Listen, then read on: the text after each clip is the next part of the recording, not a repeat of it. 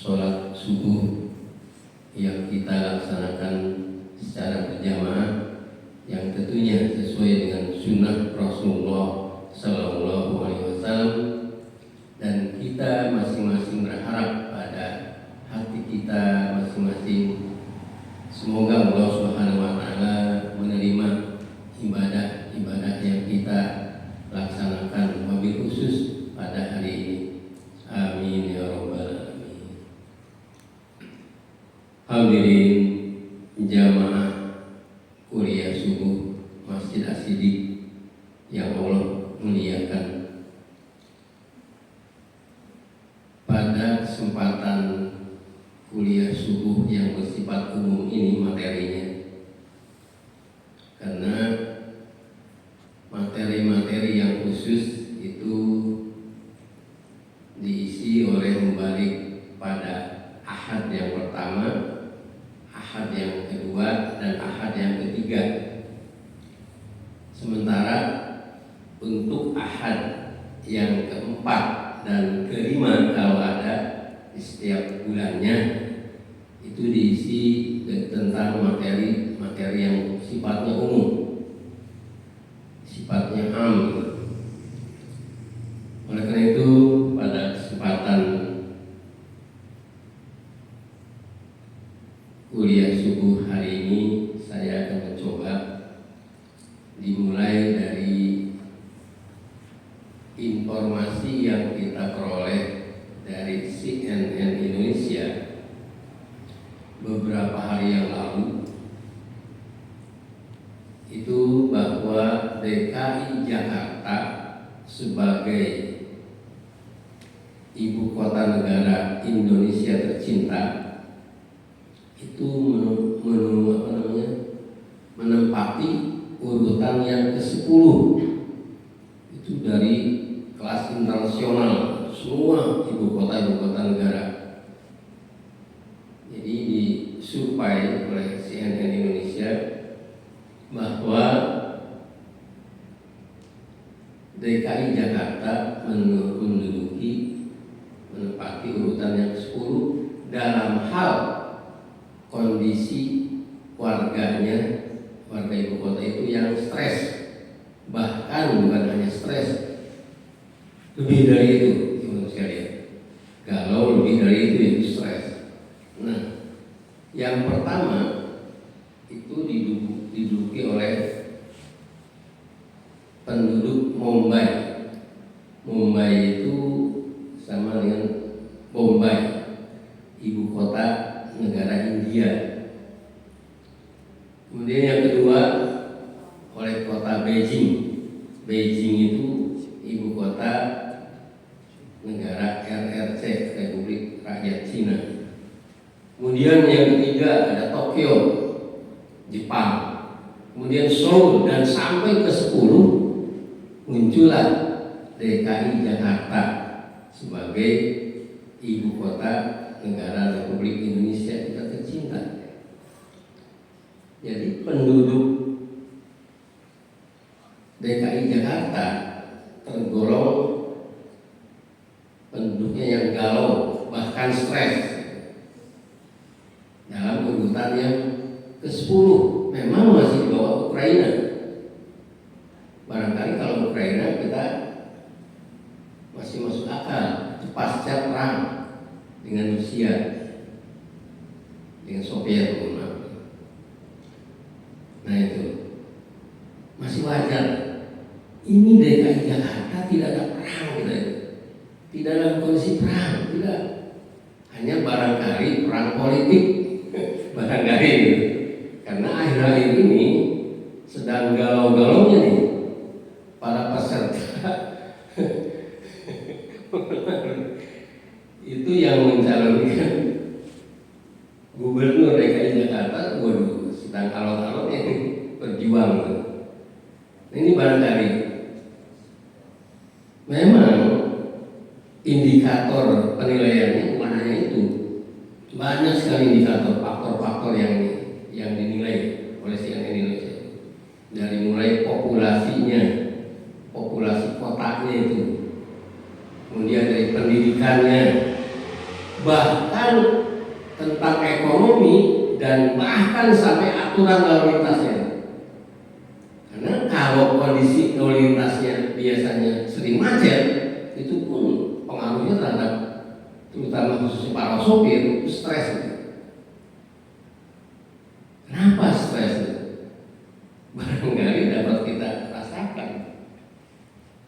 Pendapatan untuk setoran belum dapat ini macetnya luar biasa ya. Sementara setoran harus ada. Nah ini baru sekalian.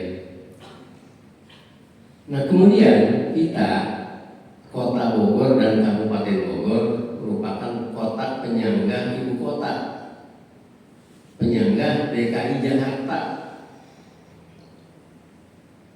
Ternyata tidak luput, tidak lepas dari kondisi galau bahkan stres. Mohon maaf, saya yang suka ditugaskan oleh MUI, oleh Dewan Dakwah Indonesia, bahkan oleh BKSPPI. BKSPPI itu singkatan dari Badan Kerjasama Seluruh Pondok Pesantren Indonesia, yang sekarang dikomandani, diketahui oleh orang tua kita, guru kita, Profesor Dr. Kiai Haji Didin Hafidudin. Itu ketua BKSPPI sekarang. Nah itu saya kadang ditugaskan ke daerah-daerah, baik kota maupun Kabupaten Bogor. Tentunya termasuk dari Persis juga jamiah kita, ada tugas dakwah. Ini ternyata kota dan Kabupaten Bogor tidak luput. Begitu kita ditugaskan ke daerah yang dituju, kita datang di situ sudah ada plang-plang itu di gang-gang itu. Rentenir dilarang masuk, bank keliling dilarang masuk. Ternyata apa yang terjadi? Ini melalui gadget ini memang bank keliling tidak masuk ke lapangan, tidak ada, rentenir tidak ada, tapi melalui gadget ini, inilah yang banyak sekali khususnya di Kabupaten dan Kota Bogor yang kondisinya galau bahkan stres karena dipengaruhi oleh faktor ekonomi keluarga, yaitu muncullah adanya pinjol, pinjaman online. Ini baru saya lihat. Begitu saya ke lapangan, oh ini bahkan itu daerah pesantren, mohon maaf. Betul, hampir tiap-tiap daerah ada pelangnya. Rentenir dilarang masuk, bank keliling dilarang masuk. Ada, itu betul. Namun ternyata luar biasa melalui ini lebih parah ternyata. Apa yang terjadi? Begitu terlilit utang pinjaman online, karena itu bunga berbunga. Begitu saatnya membayar tidak mampu, tidak siap untuk membayar, maka debt collector lah yang muncul, bahkan ke rumah-rumah itu. Sekarang kita tahu kan, debt collector itu menyewa preman-preman yang badannya gede-gede, tato yang serem-serem. Kita yang fisiknya kecil dah digiurkan ya, jungkir gitu. Ini yang terjadi misalnya. Jadi kondisi galau, kondisi stres yang dialami oleh masyarakat sekarang, kalau kita urutkan, terutama yaitu pengaruh faktor ekonomi keluarga. Tidak bisa kita pungkiri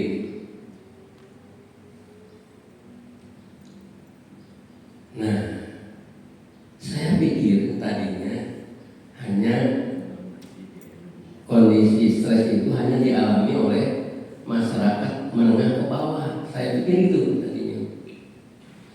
Akan tetapi beberapa kali saya diminta bantuan oleh, mohon maaf nih, saya kebetulan pensiunan dari IPB. Saya masih suka dihubungi oleh rektor, bahkan termasuk wakil rektor. Saya diminta bantuannya untuk ketemu seorang pengusaha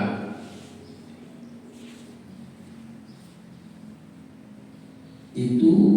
Produknya itu bukan hanya produk dalam negeri pasarnya itu, tapi udah produk ekspor. Nah, perguruan tinggi sekarang, ibu-ibu sekalian, jangan kaget, itu oleh pemerintah itu hampir dikatakan dipaksa untuk mandiri dalam hal pembiayaan perguruan tingginya. Oleh karena itu harus pandai-pandai di sini. Perguruan tinggi itu mencari rekanan yang bisa membantu supaya proses pendidikan di perguruan tinggi itu berjalan dengan lancar. Di antaranya dengan pengusaha-pengusaha.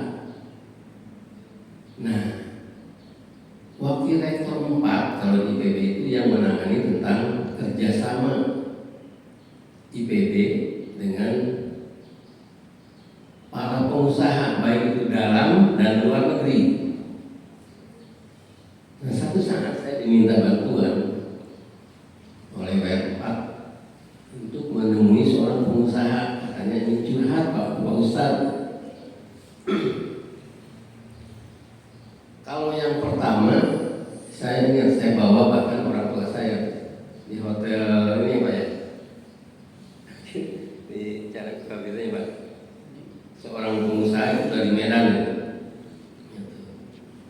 Ini akhir-akhir ini saya juga diminta oleh wakil rektor 4 bidang kerjasama itu untuk menemui seorang pengusaha, sama dengan sebuah hotel.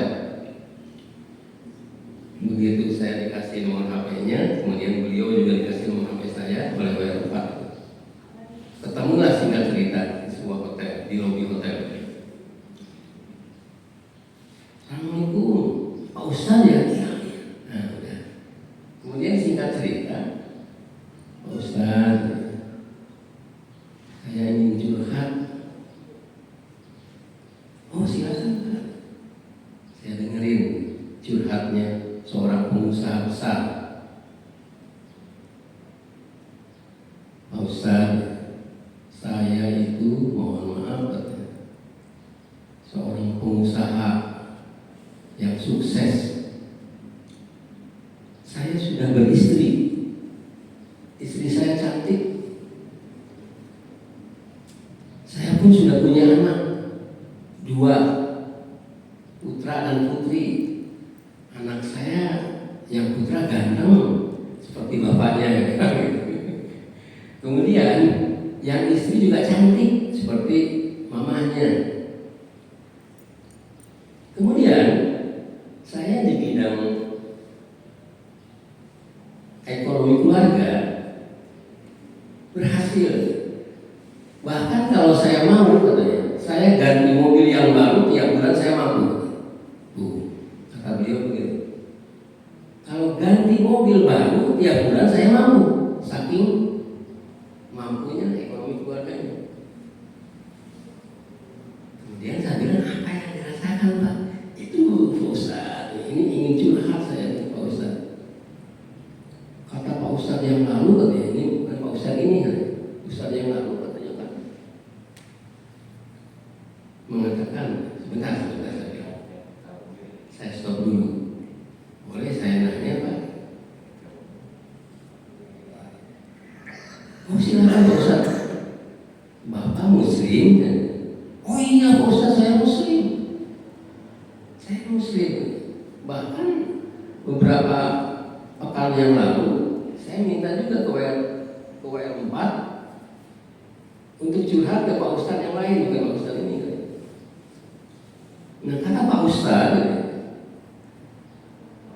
Pak, harta dan putra itu perhiasan kehidupan dunia. Kata Pak Ustadz itu katanya, yang bisa membawa kebahagiaan di dunia bahkan di akhirat, katanya begitu kata Pak Ustadz. Tapi mengapa yang saya rasakan,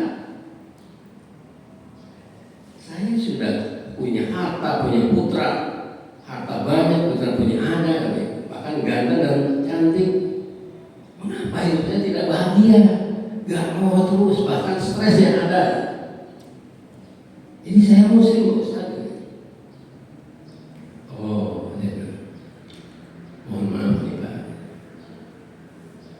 Bapak kalau seorang muslim yang beriman kepada Allah, yakin bahwa Al-Quran itu adalah wahyu dari Allah Subhanahu wa Ta'ala. Oh iya Pak Ustaz, saya yakin itu. Nah, oleh karena itu saya luruskan dulu. Yang disampaikan oleh Pak Ustadz yang lalu itu tidak salah. Benar itu saya bilang. Harta dan putra itu perhiasan kehidupan dunia. Saya sampaikan, saya bilang itu. Ini Al-Quran surat Al-Kahfi ayat 46, saya bilang itu. Bunyinya saya ingatkan lagi ke Bapak. A'udzubillahi minasyaitonir rajim. Al-malu wal banun zinatul hayati dunia. Tuh saya bilang betul kan? Harta dan putra itu perhiasan kehidupan dunia. Hanya barangkali ini perlu lanjutannya Pak, saya bilang. Apa lanjutannya Pak Ustaz? Nah ini yang kuncinya, saya bilang itu. Setelah al-malu wal banun zinatul hayati dunia, lanjutan itu wal baqiyatu sholihatu khairun inda rabbika thawaban wa khairun amal. Ini kuncinya. Tidak semua harta dan putra menjadi perhiasan kehidupan dunia. Tidak semua harta dan putra menjadi kehidupan perhiasan dunia, tidak. Apalagi membawa kebahagiaan. Tidak sedikit harta yang menyusahkan kita. Bahkan tidak bisa tidur. Kebanyakan harta tidak bisa tidur. Juga punya putra nggak tenang, bahkan galau, stres yang ada. Karena putra kita itu misalnya berurusan dengan polisi, dengan narkoba, gitu. Oleh itu wal baqiyatu sholihatu, hanya harta dan putra itu yang diarahkan ke dalam kesolehan.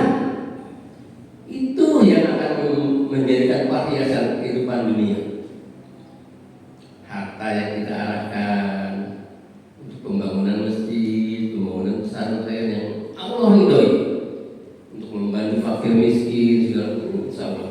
Kemudian putra kita yang diarahkan pada kesolehan juga. Itu intinya. Yang kedua, saya mohon maaf, pertanyaan saya yang kedua. Kalau tadi pertanyaan saya yang pertama, Bapak muslim? Betul muslim. Yang kedua, bagaimana sholat Bapak? Tentang sholat Bapak? Nah itu dia Pak Ustaz itu. Itu dia. Saking sibuknya saya, sehingga waktu sholat itu banyak terabaikan,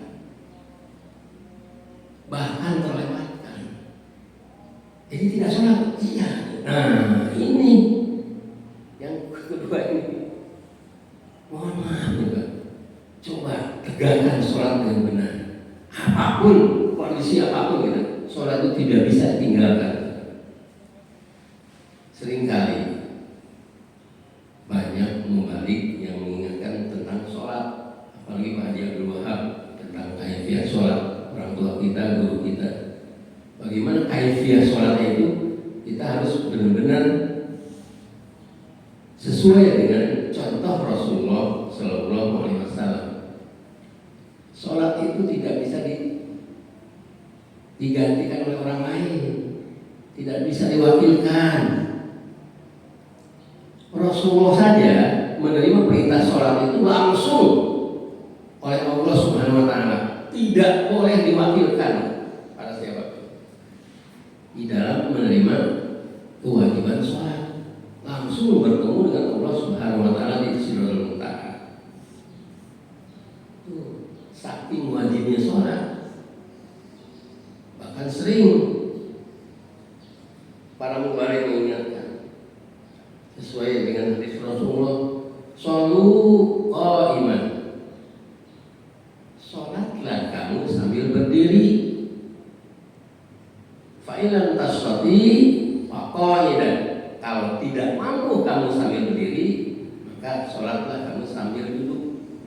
Fa in lam tastati, kamu tidak mampu juga sambil duduk, fala zanmin, ya kan begitu. Sholatlah sambil berbaring, bukan sambil tidur. Tidak ada sholat sambil tidur, sambil berbaring. Tuh, saking tidak bisa ditinggalkannya sholat untuk kita kaum laki-laki gitu. Kalau yang akhwat perempuan ada kecualian. Kalau dalam kondisi tertentu tidak tidak melaksanakan sholat bahkan dapat pahala.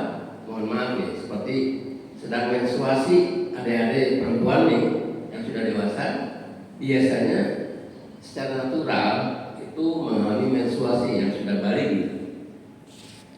Itu dilarang oleh Allah SWT untuk mendirikan sholat, mengerjakan sholat, dilarang. Nah, dengan tidak melaksanakan sholat justru itu mendapat pahala dari Allah Subhanahu wa Ta'ala. Itu bagi perempuan itu lain. Nah, saya bilang Pak, tolong tegakkan sholatnya. Bagaimanapun Bapak sibuknya, sholat jangan ditinggal. Karena itu merupakan komunikasi yang luar biasa dengan Allah Subhanahu wa Ta'ala, antara hamba dengan khaliknya. Erat sekali, apalagi pada saat sujud. Silahkan Bapak minta apa yang Bapak mau curhatkan pada Allah Subhanahu wa Ta'ala, minta pada saat kita sujud. Insya Allah ketenangan akan Bapak peroleh, akan Bapak rasakan.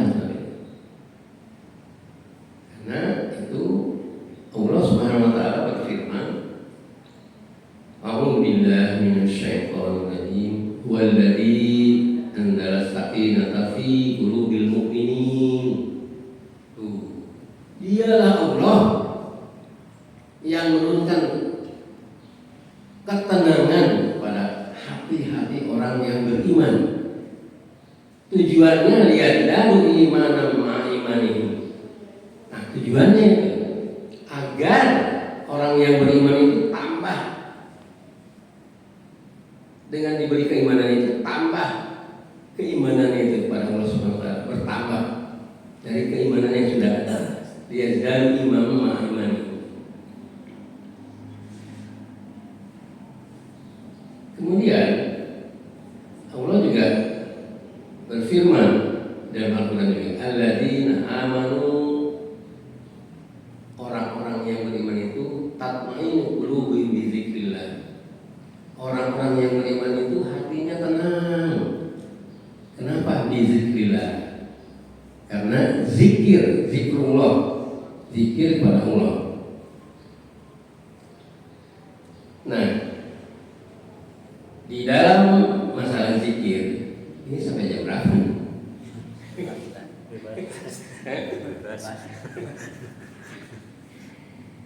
Imam Al-Qurtubi menjelaskan masalah zikir. Saya jelaskan secara singkat. Kata Imam Al-Qurtubi, zikir itu adalah ingat atau beriman kepada Allah dan kita mentaatinya. Kita laksanakan perintahnya dan kita jauhi larangan-larangannya. Itulah zikrullah. Itu zikrullah. Nah, zikrullah yang paling dekat dengan Allah yaitu adalah sholat. Dan diingatkan di ayat itu juga, ala bizikrillah tatmainnul qulub. Ingat kata Allah, hanya dengan zikrullah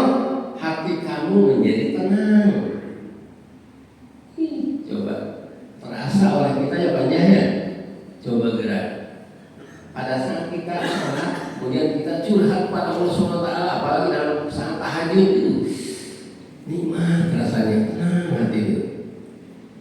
Walaupun misalnya mohon maaf nih, kondisi dapur kita sedang ngapa-ngapa nih, sedang nunggu banyak gitu. Pak di Jawa apa lagi? Tenang gitu, udah sholat nah. Dan yang biasa sholat, orang yang beriman yang sudah terbiasa sholat, kemudian kita meninggalkan sholat, tidak sholat dulu, itu rasanya, ya Allah.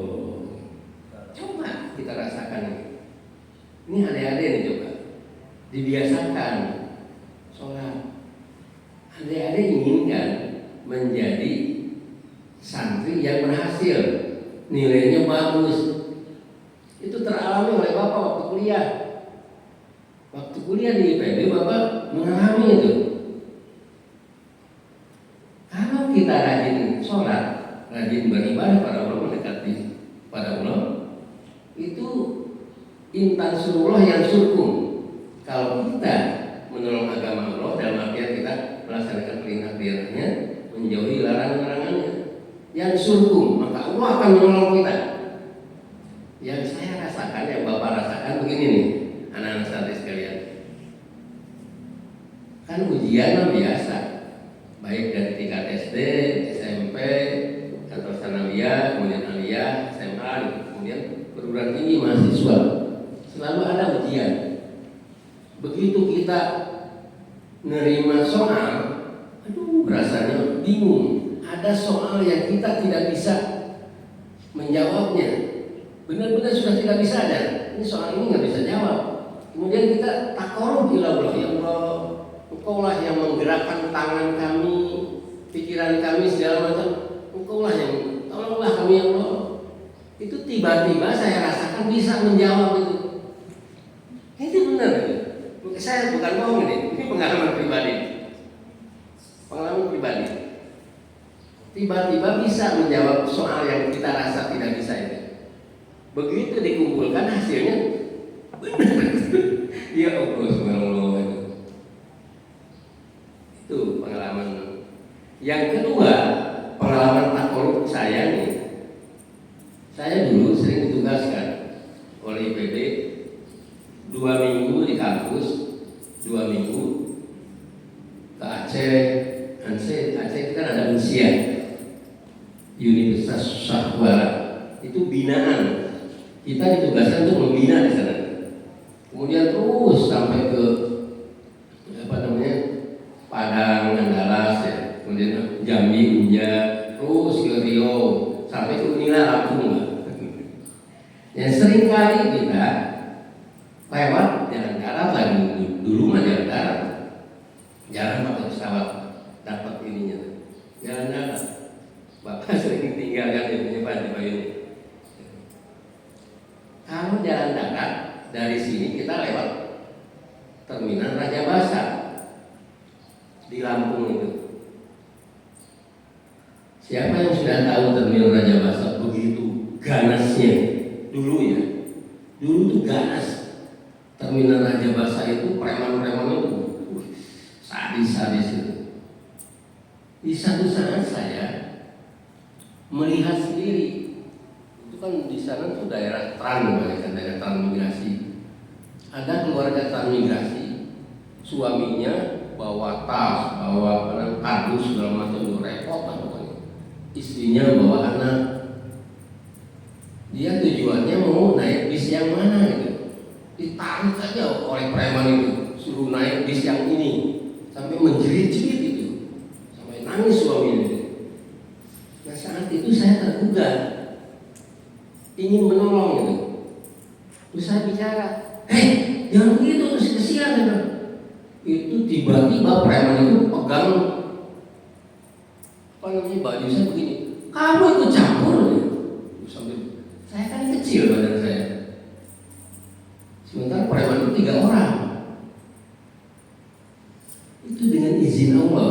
Hati-hati nih santri, ini pengalaman pribadi. Dengan izin Allah, makanya itu kalau menjawab azan itu dengarkan kata Pak Jiwa. Jangan ngobrol kalau ada yang azan. Kita ikuti ucapan muadzin itu. Ada la haula wala quwata illa billah. Tidak ada dan tidak ada daya dan kekuatan kecuali daya dan kekuatan dari Allah Subhanahu wa taala. Nah, begitu dipegang ini saya pegang oleh perempuan yang bertakwa itu yang besar.